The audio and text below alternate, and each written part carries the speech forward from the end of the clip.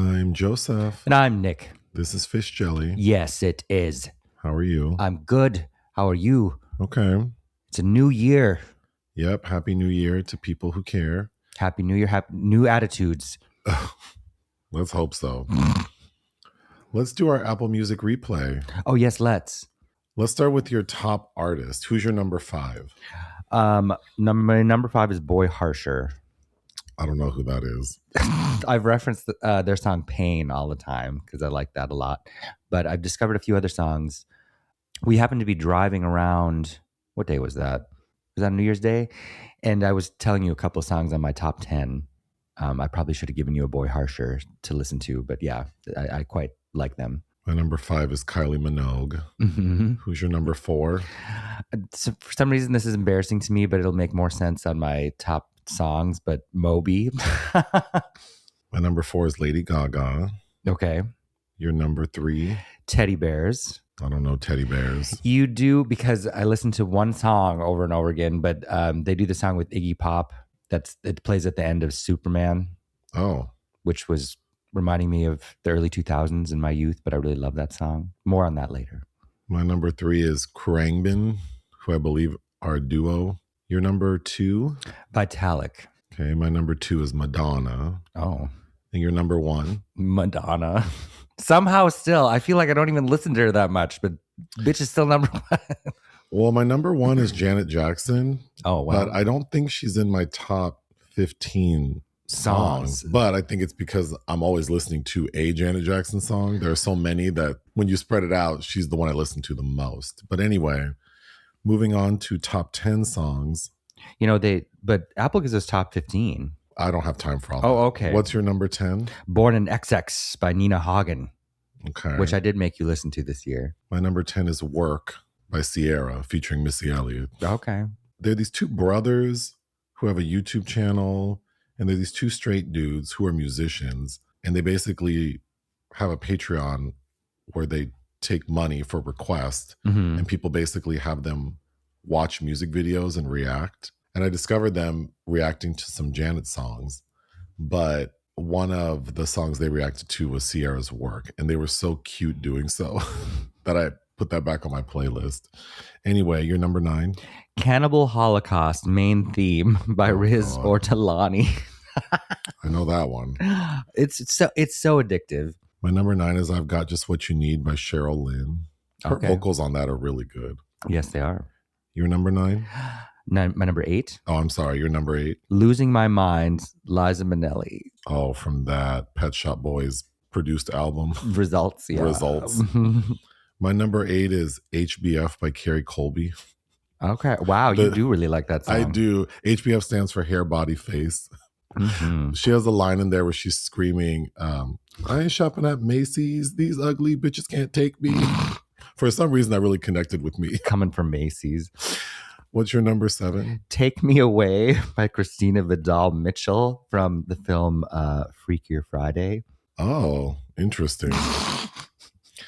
My number 7 is Jealous Type by Doja Cat. Okay. Your number 6? The Good Life, featuring Gwendolyn Christie by the Sleaford Mods, which I played for you the other day and you really liked it. I got in my car last night because I got a new car, so I've been playing around in it. And I was bumping that song. It's a great track. Yeah. And they're also talking a little bit of shit in there too. Oh, they're ton of shit. Yeah, they're knocking Pete Davidson and Okay, your number 6. That was my number 6. I'm sorry. My number 6. This song's been on my list for years now. Throw It Back by Big Frida. Oh, yeah. Your number 5. Sugar on My Tongue by Tyler, the Creator. Oh, okay. I guess you haven't listened to that? I don't really care for Tyler, the Creator. I know, but that's a really good song. My number 5 is On Fire by Lloyd Banks. He was part of G Unit, like 50 Cent's little crew back in the early 2000s. That's a good song. Your number 4? Vibe, If I Back It Up by Cookie Kawai and Tyga. Oh, I don't think I know that. I sent you a funny video of Tina from Bob's Burgers dancing to that. But that was, I was bopping around in Cannes listening to that song a lot. Number 4 for me, or your number 4? Your number 4. my memory is so bad. My number 4 is Supernova by Kylie Minogue. Oh, two Kylies. There's a Drag Race lip sync featuring Monet Exchange and, oh God, who's the one who won All Stars? Who's from Chicago? Oh my God. Bitch, I'm from Chicago. Shea Coulee. Shea Coulee. Shea Coulee and Monet Exchange have a lip sync to Supernova I really like that I watched earlier this year. And so then I was inspired. Your number 3 song? My number 3 is Feeling So Real by Moby, because once I saw the film The Plague at Cannes, it reignited my feelings I had, how that song is used in that movie. And so I had that on repeat for a couple weeks. My number 3 is Tension by Kylie Minogue. I really like that song, clearly. What's your number 2? Punk Rocker featuring Iggy Pop, the Teddy Bears. Okay. My number 2 is Abracadabra by Lady Gaga. Oh, wow. I'm just going to keep it real. And what was your top song of 2025? Hung Up, the SDP extended vocal edit. By Madonna. I'm familiar. That's why bitch got number 1. Because I'm surprised I don't have Hung Up on my top 10 because I do listen to it frequently. Well, when I bought my new Mini, that's the song that was playing because you were like, "Oh, I haven't heard this version because I've been bumping that." Yeah, that's right. Yeah, that's a good version of that song, and I like stomping around. My number 1 for 2025 was a song called "Right" by Khruangbin, and it's on a David Bowie tribute album. Yeah, you do play that a lot. It's such a chill song. Mm-hmm. Yeah, but that's it. Very eclectic mix. Well, since we're doing a year in review, we can do Letterboxd, which is probably more relevant to this recording. Letterboxd. Okay. So I clicked on 2025 stats. Yeah. And so I will produce this segment. Why don't you tell me how many diary entries you had? 904. This is in the past 3 or 4 years. I've broken 1,000 the past 3 years, I think. This is the first year in a while I have not. I have 318. I put links to all of the films we've reviewed, and you don't. Otherwise, you'd have a lot of reviews. I know I should. We'd probably get more views, but whatever. I should. I'm sorry. I'm bad at that. Okay, milestones. What was the first film in 2025 you logged? Blue in the Face, because I was writing an article about Madonna in cinema, and that is directed by Wayne Wang and Paul Auster. Great cast. Madonna has a small part in it. My first film was One Woman or Two. Une femme au Dieu. What was the 100th film you watched? The 100th film, oh God, The Butcher, Le Boucher by Claude Chabrol, which is a rewatch for me, but it's been years. Oh, my 100th is Another Simple Favor. Mm-hmm. Your 200th? Coffee, starring Pam Grier, because that was that a Patreon selection for me or a podcast? Oh, I don't remember. It was a podcast, I think. My 200th? I can't read this. Jimmy and Stiggs? Or Jimmy versus Stiggs? It's that movie that was filmed like in someone's apartment. Oh God, I yes. don't recall. By Joe Bagos. Jimmy and Stiggs. Yeah, that was terrible. Mm-mm.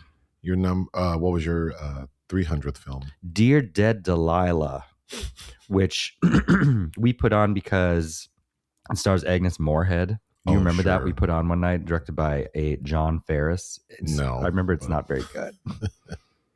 Your 300th? That was my 300th. Oh, sorry. Mine was Maniac Cop 2. Oh, great. And then what was your last film of 2025? Oh, my last? Oh, we're skipping all the others. Well, because I don't have those. The last film. Yeah. We Bury the Dead. Oh, sure. Mm-hmm. Which we have a review for. That was our first review of 2026. Yes, we watched that right before going to a New Year's Eve party. Okay, your most watched actors. Who's number 5? Number 1, 2, 3, 4. I have 5. I have like a 4-way tie. Oh God.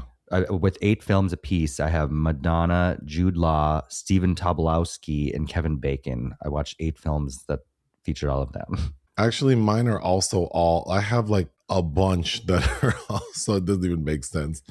But continue with your top actors, I guess. That was the top. Well, and the number 1 was Isabelle Huppert with 21. The actors in my top row are Chiwetel Ejiofor, Katie O'Brien, Isabelle Huppert, Jude Law, and the number 1 is Sigourney Weaver. Oh, mm-hmm. And then for directors, yes, who's in your top row? I have a one, two, three. I have a four-way tie with 4 films each for Richard Linklater, Steven Spielberg, Charles Burnett, and Tony Scott. Hmm. Mm-hmm. That's it. And then with next up, I have with 5 films. I have Georges Franju, who you watched Eyes Without a Face for the first time this year, and second, Francesco Rosi with 6 films, and then my top director was Robert Altman with 10 films. Okay. My top row was Rob Reiner, Park Chan-wook, Tyler Perry, Darren Aronofsky, and Paul Thomas Anderson. Wow. I mean, just looking at those stats, you seem like such a cinephile. Ugh. You know that? Well, I think we're done with that. I hope that was satisfying to someone. To me. All right. I didn't even want to talk about this, but I guess we have to. In December, a model named Mario Rodriguez filed a $77 million lawsuit claiming Tyler Perry used his power to solicit sexual favors in exchange for roles. Of course, Tyler Perry's attorneys have vehemently denied all claims, labeling the cases as failed money grabs and scams. Of course, there's that other lawsuit with Derek Dixon, which it didn't go away. They're just, I think, trying to figure out which courthouse but one case is they're both civil cases. One's in California, one's in Georgia. I was reading some of because text messages were released between Tyler Perry and Mario Rodriguez. And this one seems a little more clear because with Derek Dixon, it was kind of like clearly Tyler is pursuing him more. With this one, it's clear that they've had exchanges. Yes. So I don't have shit else to say except how freeing would it, because we talked about this a week or so ago, that if someone like Tyler Perry would have just come out of the closet, he would. Starting a business can seem like a daunting task, unless you have a partner like Shopify.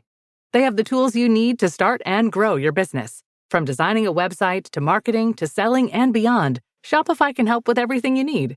There's a reason millions of companies like Mattel, Heinz, and Allbirds continue to trust and use them. With Shopify on your side, turn your big business idea into... Sign up for your $1 per month trial at shopify.com/special offer.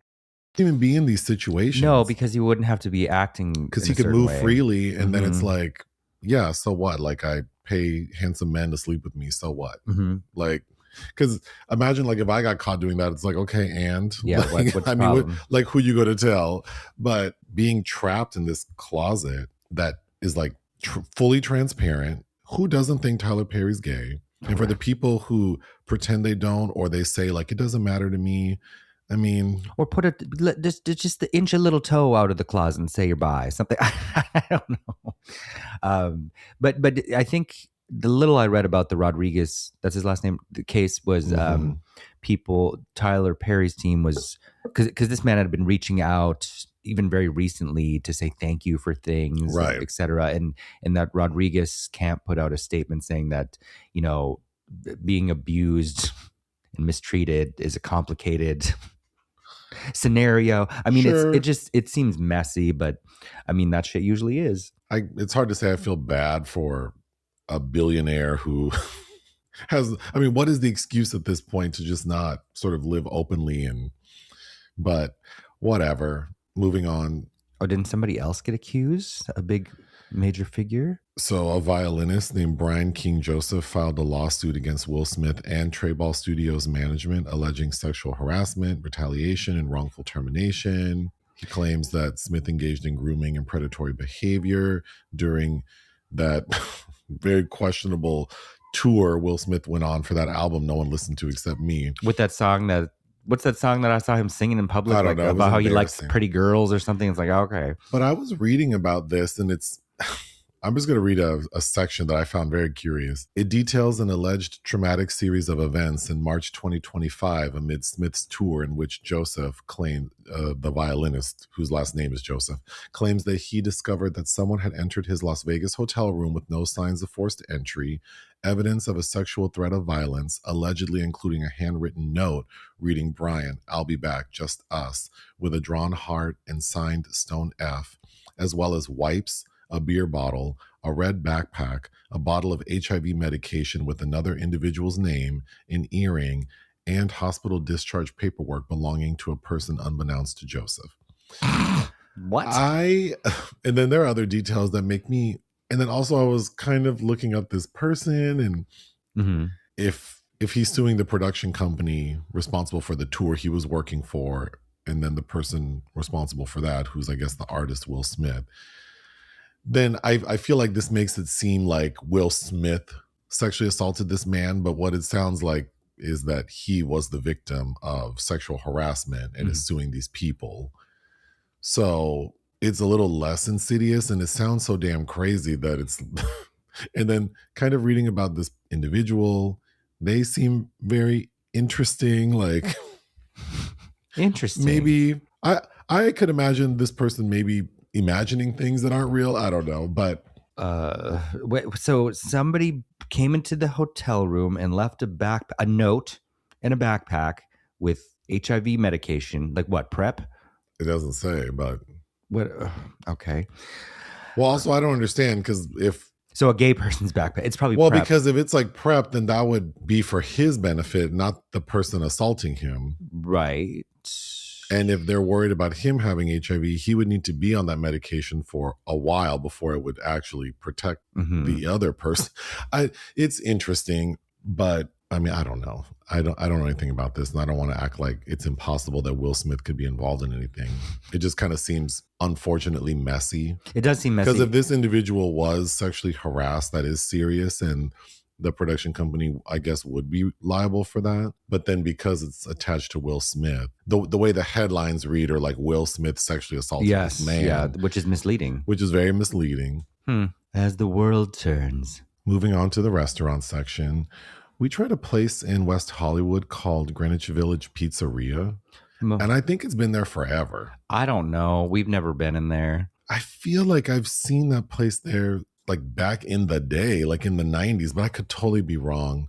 Anyway, we finally tried it because on New Year's Day, we were scavenging for food. West Hollywood strangely feels like a food desert, right?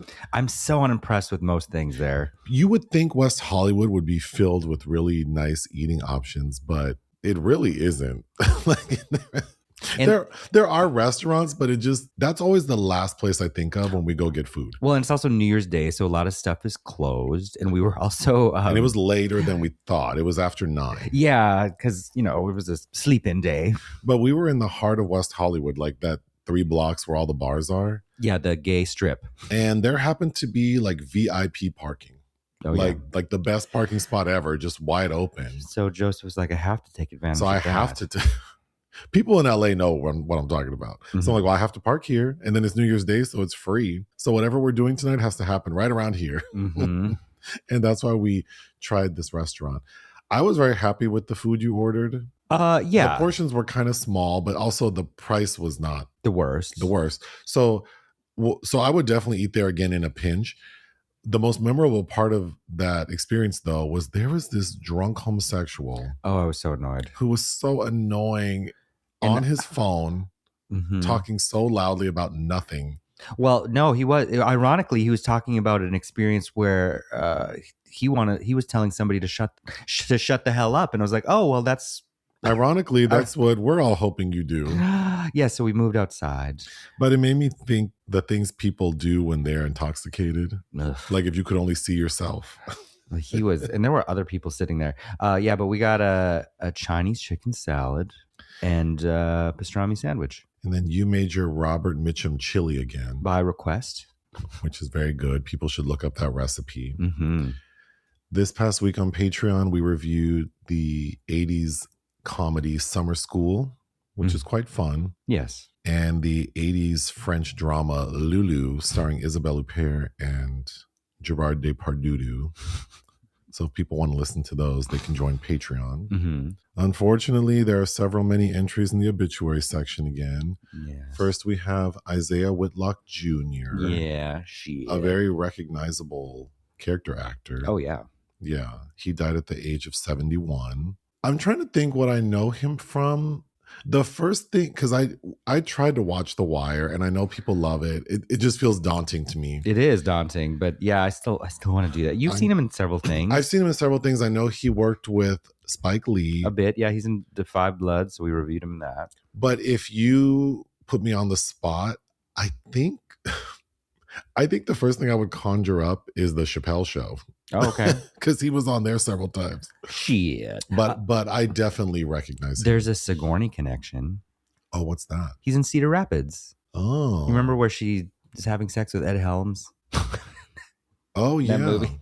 There's also a meme that's gotten popular over the last year or so with Isiah Whitlock Jr. that I also recall, but yeah, he's gone. And Cocaine Bear. Anyway. Oh, God. And then an actress named Melanie Watson, who I recognize. She did several episodes of Different Strokes. She had a condition that made her like very tiny, and she was in a wheelchair. Mm-hmm. But she died at the age of 57. Oh. Then Tommy Lee Jones' daughter, Victoria Jones, died New Year's Day. Well, she was found dead in the hallway of a San Francisco hotel on New Year's Day early in the morning, which is tragic. She was only 34. Wow. Wonder. Wow. The cause of death is not disclosed. Which is so weird because New Year's Day, I put on randomly while I was making you lunch, U.S. Marshals starring Tommy Lee Jones and Wesley Snipes. Oh, yeah. Which I'd never seen. And then, yeah, like later in the day, learned that story. Wow. And then, of course, Brigitte Bardot died. Is she like the French bombshell? I mean, there were a couple, right? But yeah, she was probably, Billy Joel, that has her name in We Didn't Start the Fire. She's very well known. I mean, yeah, she's an iconic bombshell for sure. And I know she had some problematic thoughts and statements relating to many topics. Oh, yes. I think most recently the Me Too movement. Mm-hmm. Then her like Islamophobic comments and I think that my knowledge of her in her late, because she kind of just retired herself at a certain point and took care of animals and championed animal rights. I think that was her thing. But I do also know that she was a great friend and solace to Maria Schneider, that troubled actor from Last Tango in Paris. I will say, though, she's a person of a particular age who had an extremely unique experience, specifically related to her Me Too comments. It's like, well, she probably would have a very different perspective than the average person. Mm-hmm. Based on her experience and her age. Well, imagine, the things that she'd probably had to deal with. Right. And so I think, older generations, there tends to be that kind of lingo when I had to go through this, like, what the hell are you complaining about? But I don't know her or her comments well enough I'm not defending this lady. I'm just thinking like, in the same way we would make excuses for a 90-year-old grandmother who says kind of crazy shit. I don't think she fully means what we think she's saying. But yes, she died at the age of 91. Yeah, she was up there. The secret film this week was your choice. Oh, yes.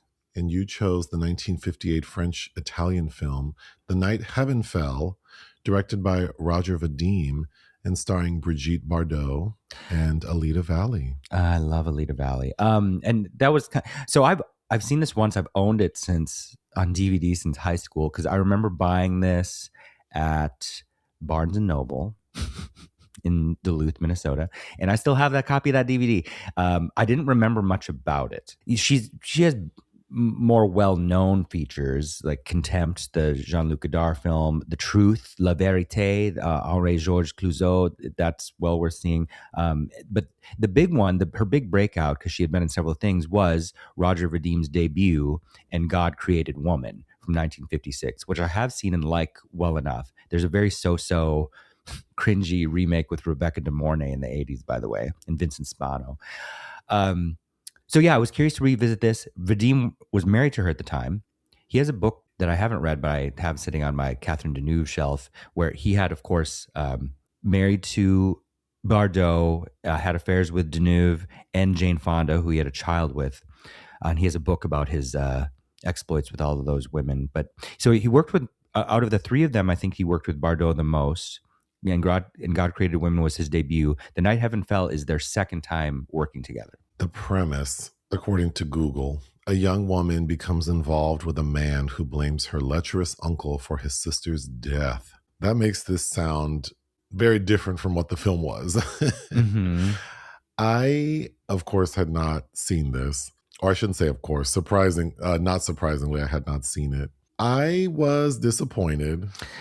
Yeah, but the first half is quite good, or The first interesting. half is intriguing. Intriguing, yes. And the little premise I read is, like the first few minutes of the film. And the first half would lead one to think that there are going to be twists and turns, but it just falls so flat. I know this movie is based on a book. Is that correct? Yes, it is, from 1954. And now I want to, at bare minimum, read about the book because the second half of the film is so middling. It is. It's. But yeah, the setup until then is juicy. It's a hothouse, tempestuous. This film is set in rural Spain. And we see Brigitte Bardot, whose character's name is Ursula, show up to this like rural village. So what do we know about her? She's left a convent. She shows up to this village to stay with her aunt, who's played by Alida Valli, Aunt Florentine. Yes, who you know from several things. Yep.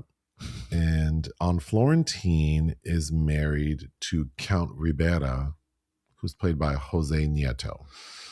And the Count is a violent man and a philanderer. But it's important to know the film opens with people in the village, like I guess in like the city center or the town square, having found a lady in the well who's committed suicide. Okay. So Ursula shows up. Someone's there to pick her up, to take her to her aunt's house. And the Count appears to be like the richest man in the village. So it's kind of a long, windy drive to get up to his house on the hill. But as she's leaving, a man named Lamberto jumps on the car. Played by Stephen Boyd. And Lamberto is the brother of the woman who killed herself in the well. The woman in the well, yes. So he's hanging on to this car. Ursula doesn't know who this man is. The driver is telling him, get off the car. And we see him trying to like wind down the road to like throw him off the car. But Ursula says, stop, like leave him alone. So they get to the top of the hill. Everyone goes inside and Lamberto sees the Count. They have a confrontation. And I have to say, that was the most like delayed fight sequence I've ever seen. It is not well choreographed. We will say that. Like on Instagram, they'll have like those videos that say like, I'm this dramatic, and it's some scene from like a telenovela or some Indian soap opera where someone falls in slow motion into the curtains. That's how they were fighting. Yeah. So I was screaming, but it's terrible. Oh, and I forgot, we have another podcast of a Roger Vadim film. What? Barbarella. Oh. So you know this man's work.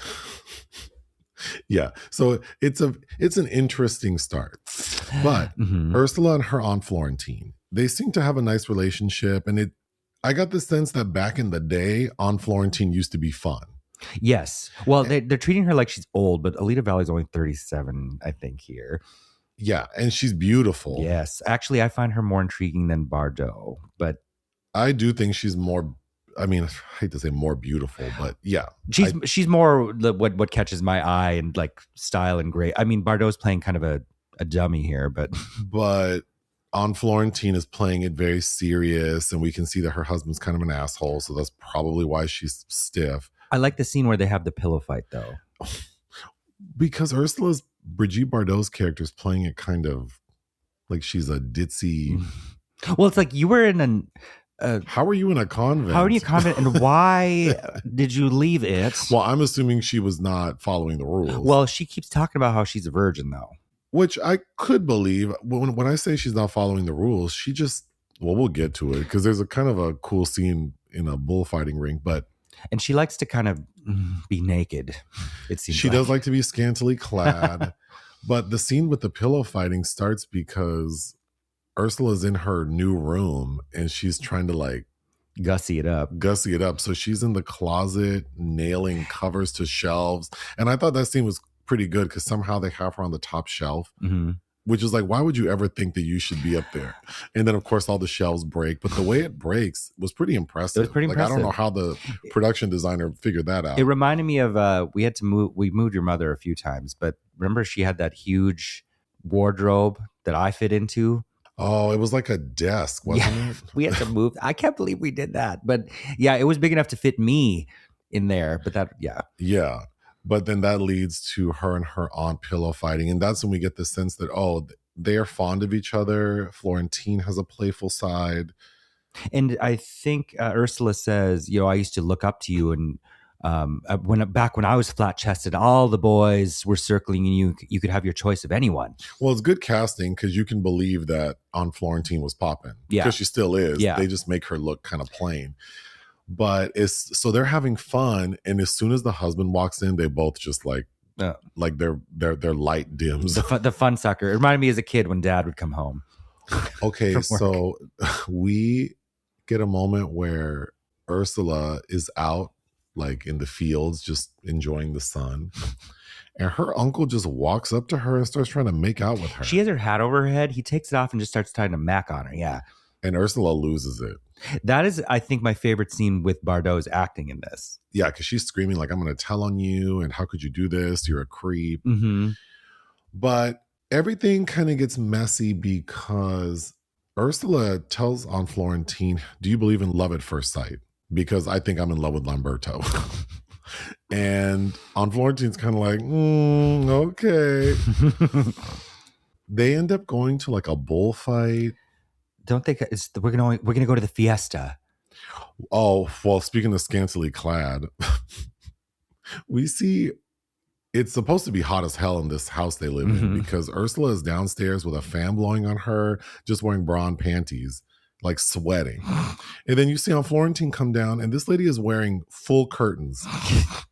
So I'm like, I don't understand the temperature here, because if the one is burning up and she's half naked, and the other one looks perfectly fine and she is wearing drapes. Yeah, she's head literally to toe. like the thick curtains that block out the sun. It's like she made a dress out of them, and she seems perfectly fine. Can we make Alida look capital D dowdy? Yes. And she's telling her like, girl, what if someone comes in here? Oh, don't worry. And then we see Ursula move to the servants' quarters, and she's just taking a shower with the door open in the servants' shower with her brown panties on. Yeah, I don't understand that. And she wasn't wet. And then her back was, she comes out with a towel, but her back is never dried off. That scene made no sense. Not at all. But they're cute together. Mm-hmm. And Ursula's asking her aunt, like, please, can we go to like the local fiesta? Because I want to see Lamberto. And Aunt Florentine gets mad at her. Basically, because Ursula's trying to encourage her to have a little fun. Mm-hmm. Like, forget your raggedy ass husband. Let's go have some fun. Ultimately, Aunt Florentine says, yeah, that's a good idea. So they go to this bullfight. And it seems like everyone's having fun. And Ursula gets hype and decides that she wants to fight the bull. So this lady jumps out of the audience into the bullfighting ring. I thought it was funny. It's funny, but makes no damn sense. Like, you dummy. And because in the close-up shots, clearly they're just getting close shots of Brigitte Bardot in this ring. But then the wide shots, it's clearly a man in a dress fighting a bull. Well, it's because it's not a large-sized bull. Somebody makes a comment that it's a heifer. So it's a little one. Yes, it's not as intimidating. But it's at the bullfight, the fiesta, that Florentine and Lamberto have an interaction that make it very clear that they've been having an affair. Mm-hmm. So Lamberto tells Aunt Florentine, meet me at your courtyard tonight. And I understood that like he wanted to go away with her. Right. And she's like, no, I don't know. What if don't worry about it. Your husband's not supposed to be there tonight. Like, smooth sailing.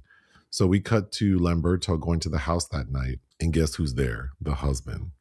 And they get into a little thing, and Lamberto kind of like accidentally kills him. Yeah. Like he jumps off the roof onto the count who's on a horse and has a knife, and the knife, he accidentally gets stabbed. So whatever. Now the count is dead. We have a funeral. I thought the funeral was funny because I'm like, Florentine was happy. Oh yeah, fine. Finally. So the block is hot because they're like, well, who did this? And they're thinking it's Lamberto because they figured out who the knife belongs to. Mm-hmm. So Lamberto needs an alibi. The way they're talking about the knife is like, once we get ballistics back on it. Like, ain't no ballistics. Like, what? How do you know it's a knife? I don't know. They don't really explain like how they're going to know. But Lamberto goes back to the house and I believe spends the night with Aunt Florentine. Yes. And then does the stupidest thing anyone could ever do. The stupidest thing I've ever seen. Knowing that he needs an alibi from her. From this woman. Who is in love with him. Mm-hmm. She actually tells him, I can think of only one thing, to have you all to myself for the rest of my life. And he goes, oh, we're not going to do that. I'm not doing that. But I need you to tell the police that I was. Yeah, I'm not staying with you. I love you. Bye. Oh, It's like, why wouldn't you like have What- her cover for you and then ditch her? Yeah. I was so confused. It's Like, did he really do that? Oh, so it's like you get in your own way, sir, you big dummy. Oh my God. Because also we didn't mention there's this whole political thing going on in the background that is not well defined. We need to get to that. Okay. Because I think that's the main problem with this story. Mhm. Okay. So the police come, and the police, like, I don't know, like the constable, or I don't know what they call their main police officer in this village, but he was friends with the count, Mhm. the deceased. Yes. In fact, we got a scene with the count and the constable. That's the great Fernando Rey, who is, I mean, he's in so much shit, but yeah, he's quite notable. We had a scene with those two earlier where the count was trying to set up Lamberto. Yes. Yeah. And the constable's like, well, I think I have enough evidence to arrest him for buying, which gets back to what you were talking about with the revolution. And like, we have enough evidence to arrest him for buying tractor equipment with foreign money. Yes. He's like, well, basically, it's a really boring charge, but we can get him on that. So we get a sense that the count knows that Lamberto is sniffing on his wife or something. Mm-hmm. Like, he wants him out of the picture. Well, also, And then also, how does it relate to the dead girl in the well? The suicide of Lamberto's sister. I'm like, was she pregnant with? We'll Miguel's get to it, because anyway. I feel like we have to just speculate. But the constable shows up to the house prepared to arrest Lamberto. And the dialogue's kind of clunky because he's saying, well, unless anyone can provide you with an alibi. And Lamberto's like, well, I would like for that person to speak up. For an instant, because Florentine already told his ass, like, you could tell that she's upset. Mm-hmm. For an instant, I thought Ursula was going to stand up for him. Because she's dumb too. Because she's stupid. But no one says a peep, and they arrest his ass. But he escapes. And Ursula's crazy ass steals her aunt's car, finds Lamberto, and now they're on the run. Mm-hmm. So this is where the second half of the film starts. And this is where it nosedives. And this is where it falls off a cliff, because they drive into the mountains, abandon the car, then they spend time in a lighthouse. They're trying to figure out how to get to like some different... The Gorge de Churro. Because he used to work over there and knows like the boats come and he can get away. And he's treating Ursula like shit too. Like, I don't want you, bitch. Like, you need to leave. These handcuffs are driving me crazy. But she refuses to leave, and she helps him. There's a cute scene with a donkey and a pig we'll get to. Theodoro the pig. Yeah. Is that his name? Theodore, yeah. But finally, he seems to maybe develop feelings for her. Like, he feels bad for her and says, okay, I can't let you do this with me. I'm going to bring you back. Mm-hmm. So they go. During that time, Aunt Florentine is looking for them. Mm-hmm. But it's so lackluster because she should be acting like a jilted lover. Yeah, but she just kind of like bebopping around with them curtains on. She does like slapping people. And she does like to do this double slap that seems kind of hard to do. It seems like it takes practice. It's very precise. But she's trying to figure out where he is, and everything ends with them coming back to the village. Mm-hmm. And being confronted by the police. And Ursula's dumbass, Brigitte Bardot. These trigger happy police, though, my God. Yeah, tries to run to him, and the police shoot and kill her. But it's like they don't. But why? Why did they shoot her? But Lamberto's not running. He's like, not running. She's not the person who committed the murder. And then she gets shot in the back and becomes a mannequin. The way she gets shot. She's almost made it to Lamberto, so she's right in front of him. She gets shot in the back and immediately turns into Kim Cattrall in Mannequin. And the way Lamberto picks her up is comedy, because she's stiff, like rigor mortis. Like on rigor mortis, immediately rigor mortis. Or on like she's on the cross. We know it's rigor mortis. Or no, rigor mortis. Rigor mortis. Rigor mortis is a Drag Race reference. Anyway, yeah, immediately she's stiff, and he just kind of plops her at like a windowsill. And she dies, and he closes her eyes. Just collapses. Like, okay. Where to begin? Let's start with the dead sister. Oh my. Trauma. What was the purpose of that? The film opens with this very dramatic scene of a woman who's killed herself in a well, And then we learn it's Lamberto's sister. Then we see him very violently try to get to the Count's house.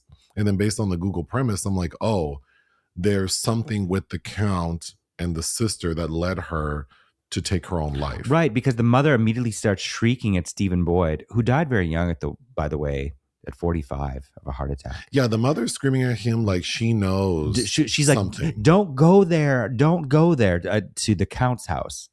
Why couldn't? Because we get a scene after, like immediately after Lamberto kills the Count, he goes back to his family's hotel and the mom is there cleaning up and she's all happy and he's acting weird. Because she says, are you drunk? Because he just killed the Count. And he's like, no, I just killed the Count. Ribeiro. And she just goes something like, I love you, my son. Why couldn't we have taken that opportunity? I just don't understand how you tell this kind of story and don't ever explain the connection between the dead girl in the well and why Lamberto's acting like this. The weird stuff we do get is that Lamberto, his family they said they were ruined by the revolution. So from the 30s and of course the Civil War, we get fascist Franco Spain. I get the sense that is Miguel supposed to be a fascist? Anyway, the local authorities have been questioning Lamberto about where he was while he was gone. Like I remember a passage of like, don't they ask him if he was in France in 1945 or something? So it seems like those are all explaining this major rift between these two families. Then nothing. Right. So then I'm thinking, oh, maybe Lamberto was trying to like have a dalliance with Aunt Florentine to get close to the Count to get revenge. But then that's not the case because he was messing with Aunt Florentine before the sister died. Right. And then his mother seems to be doing quite well for herself because she still has her business. Well, or at least like has bounced back a little. Yeah. I'm confused. Or are we supposed to think that that was not a suicide, that the Count had her murdered to get revenge for Lamberto having an affair with his wife? It's also juicy. The reason I think this sucks is because you could do so much with just that idea. Mm-hmm. You don't even need Brigitte Bardot except to be kind of this extra wrench to add some confusion. And like she could have been utilized so much better. I know this is based on source material, but yeah, what was presented in this movie makes no damn sense to me. No, it doesn't add up. And I don't understand Lamberto's character at all. I don't understand why he would have an affair with like the most powerful man in town's wife, kill him, jilt her, and then jilt her. So now you don't have an alibi. What? Like, are you that stupid? I think he's a dummy. Then you escape with Ursula, treat her like shit. Who's kind of, useless. She does procure a burro at a very low cost, but because they get to the lighthouse and realize we're stuck here unless we find a way to get across the mountain, to get to the place, to get on the boat. So they need a donkey. And he's like, well, I only have this much money. And she's like, oh, let me take care of it. I can haggle these people down.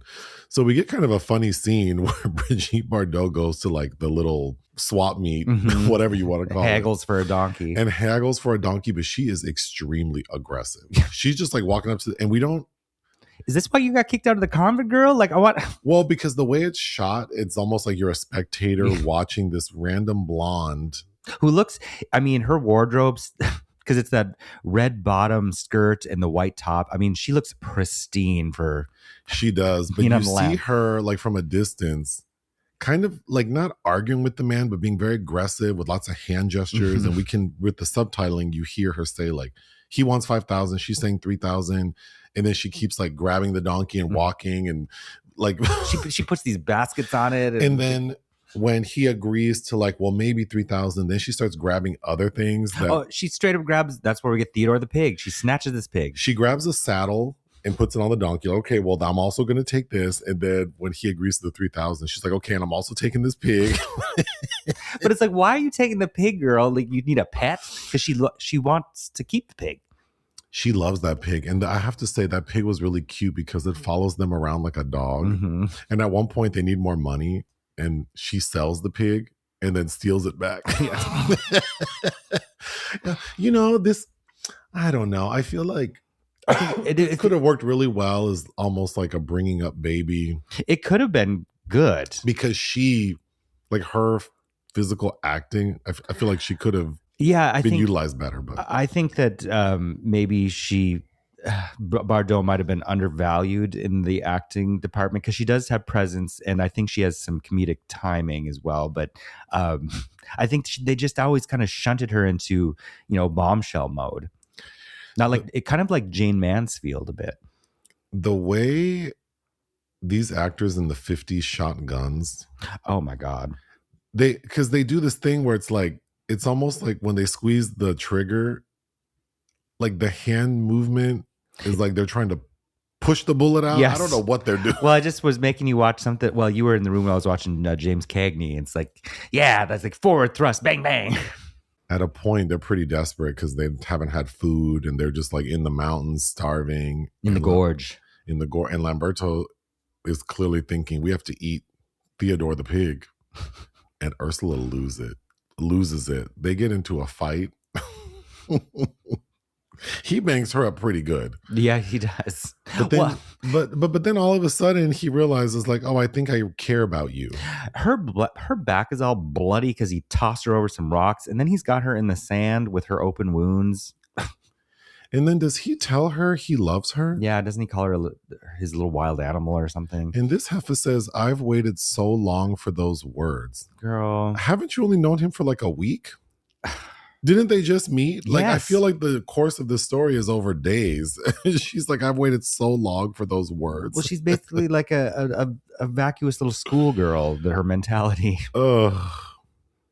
This movie, what is it called? The Night Heaven Fell? Yeah, I was like, which night was that? Was that the night the Count got murdered? Or and everyone's life changed? Because this was weak. I'm sorry. It was, but it was fun to read. But I didn't remember much about it in the 20 odd years since I've seen it. But there are certainly better Bardot titles and worse ones. I think I recall something called The Ravishing Idiot with Bardot and she's the ravishing idiot. Yeah, I think ravishing idiot. It's her and Anthony Perkins, and I remember renting it from Hollywood Video years and years ago, and I don't know if I actually even finished it. I hated it so much because they do this like hysterical laugh track over her. It's really bizarre, like Jerry Lewis, like almost. What else would you say about this film? I like Alida Valli. Stephen Boyd. God, you've never seen Ben-Hur. But no. he's the one that was directed to act like he's seducing Charlton Heston without Charlton Heston being aware of it. Oh. In Ben-Hur. Okay. But yeah, he died very young. I think I might give a different score than I originally thought. I think it's going to to be lower than you originally thought. Okay. What would you give The Night Heaven Fell? I'm giving it 2.5. I would give this film 2 out of 5. Oh, yeah. It's worth a watch. But what's that quote? Oh, Variety. One of the reviews in Variety said it was melodramatic in the worst sense.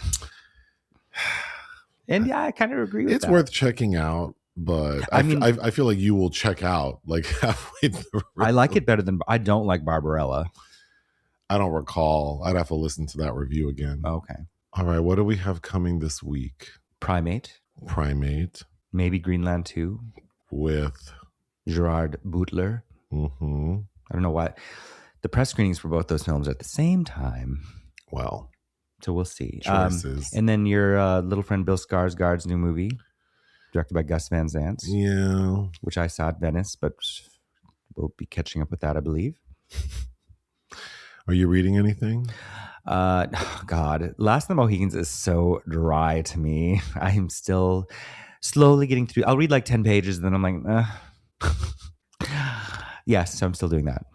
Anything else? No. Ta-ta.